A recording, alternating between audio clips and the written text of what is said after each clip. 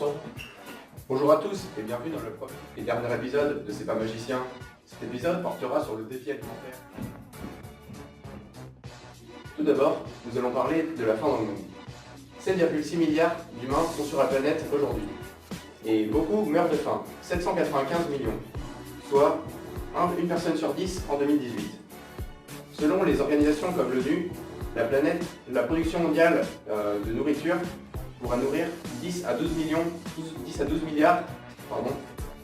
d'humains sur la planète. Sauf que le gaspillage alimentaire entraîne 30 à 50% de la perte de nourriture.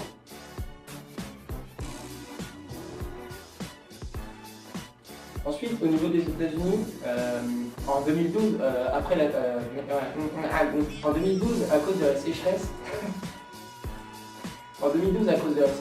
la pire depuis les 50 dernières années,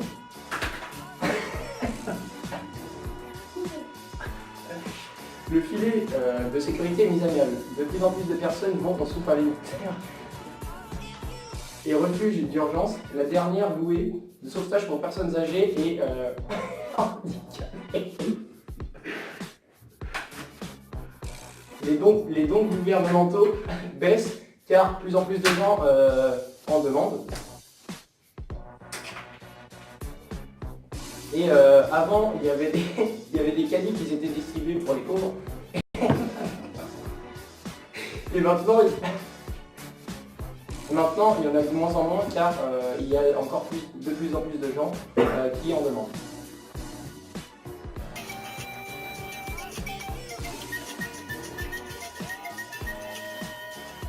Que va-t-il advenir du monde de demain? Bien, on a dit donc qu'en 2018, on a 7,6 milliards d'habitants sur Terre. En 2050, on estime la population mondiale à environ 9,8 milliards, soit presque 30% en plus. Et en 2100, une population mondiale de 11,2 milliards d'habitants, soit plus de 50% en plus.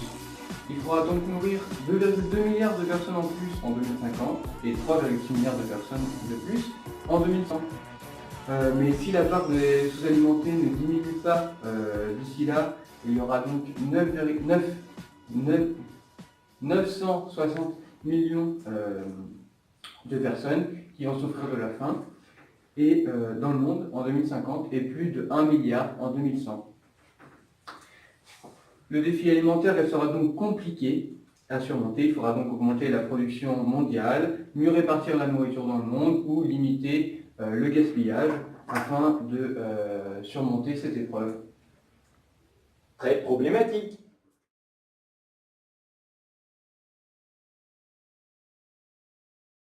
Au revoir, bonne nuit. Fais tourner les serviettes. Merci, au revoir, bon appétit, bon appétit. Bon appétit.